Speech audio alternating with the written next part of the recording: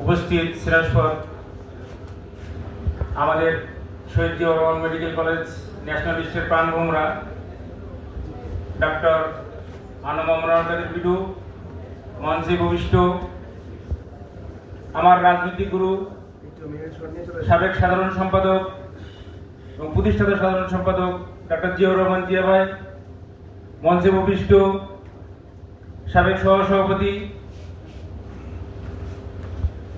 মিরাজ ভাই, আমার শ্রেণীর সাবেক সাধারণ সম্পাদক ডাক্তার জহিরুল ইসলাম জহির এবং সাবেক সভাপতি ডাক্তার আহমেদুল কবির আহসান, সামনে উপবিষ্ট আমার শ্রদ্ধেয় সিনিয়র ভাইরা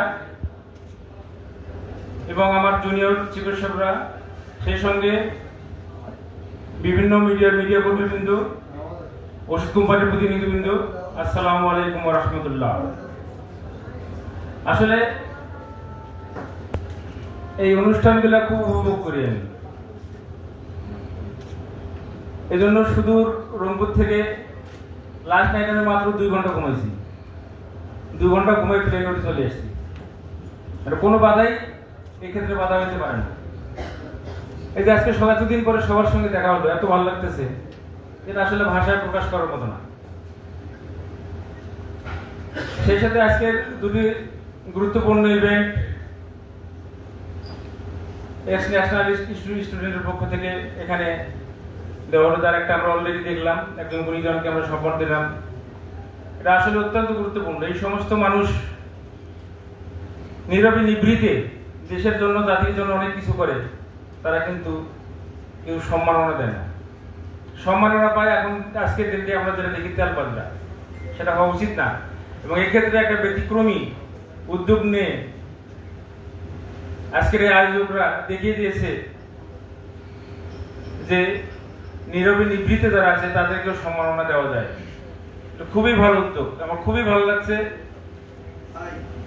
আর সেই সঙ্গে আজকে আমাদের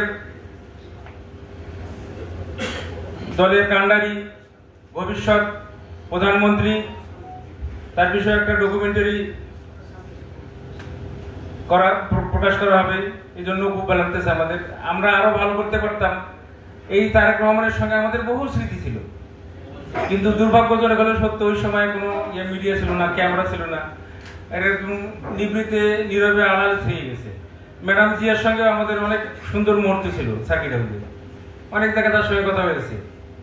দেখলেন যদি আমরা যোগ করতে পারতাম আমাদের ভালো লাগতো, কিন্তু সেসবের তো আসলে সুযোগ নেই। এরপরে ইনশাল্লাহ সামনে দিন, শুভ দিন আসতেছে, সবাইকে ঐক্যবদ্ধ থাকার অনুরোধ করব। নিজেদের মধ্যে অভাব, অভিযোগ অনেক কিছুই হবে, তাই বলে নিজেদের মধ্যে কোনো ডিভাইডেশন করা যাবে না, সবাইকে একসঙ্গে থাকতে হবে। এই যে বিটু বলতে মানে দ্বিধা নেই, সে যদি ঢাকায় আছে এবং সব দিক থেকে সে মেনটেন করে, সে যদি মেনটেন করে, আমি সিনিয়র হয়ে তাকে সামনে আগে দিতে সমস্যা কোথায়? সমস্যা থাকা উচিত না। যার যেটুকু প্রাপ্য তাকে দিতে হবে। ঠিক একইভাবে বিটুর থেকে কোনো জুনিয়র যদি আরো আগে আসে, আরো যদি ভালো কিছু করতে পারে, আমরা তাকেও আগে দেবো, নো প্রবলেম। তাই আজকে আর কথা দীর্ঘায়িত করব না। সবাইকে